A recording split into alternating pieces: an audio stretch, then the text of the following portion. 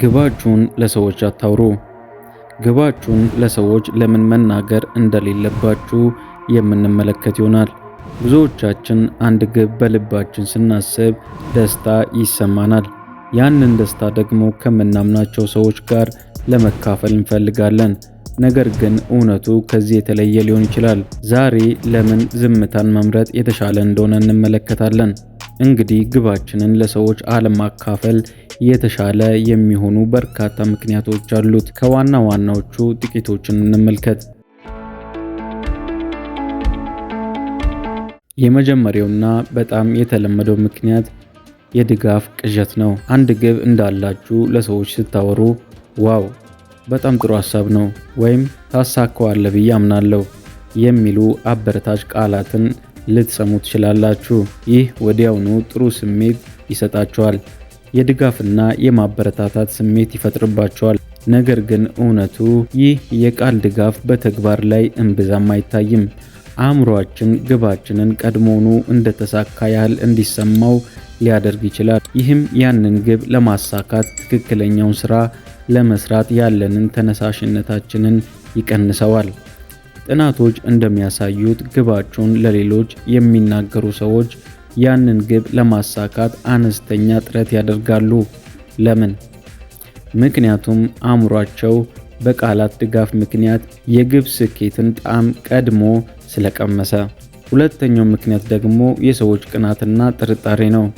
በሚያሳዝን ሁኔታ ሁሉም ሰው ለስኬታችሁ ደስተኛ አይሆንም። አንዳንዶች በውስጣቸው ቅናት ሊሰማቸው ይችላል፣ ሌሎች ደግሞ በችሎታችሁ ሊጠራጠሩ ይችላሉ። ይህ ደግሞ በቃላቶቻቸውና በምግባራቸው ተንጸባርቆ ተስፋችሁን ሊያሳጣው አልፎ ተርፎም ከግባችሁ ሊያደናቅፋችሁ ይችላል።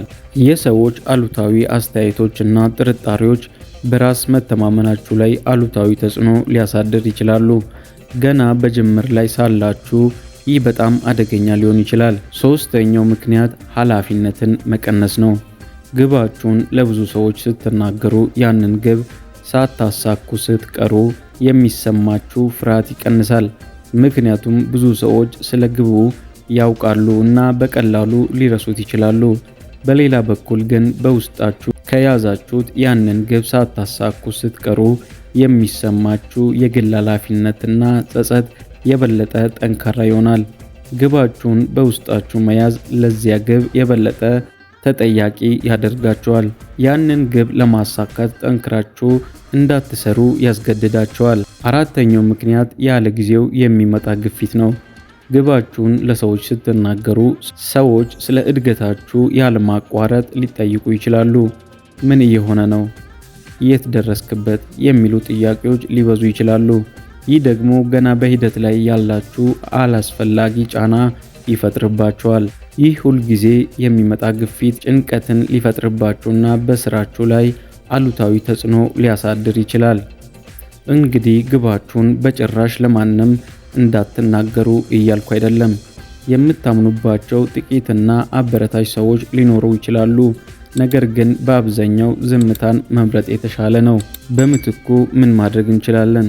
ግባችሁን ለራሳችሁ ግልጽ አድርጉ። በወረቀት ላይ ጻፉና በደንብ አስቡበት። ሁለተኛው እቅድ ማውጣት። ለግባችሁ እቅድ ማውጣት እጅግ አስፈላጊ ነው። ሌላው በጸጥታ ስራችሁን መስራት።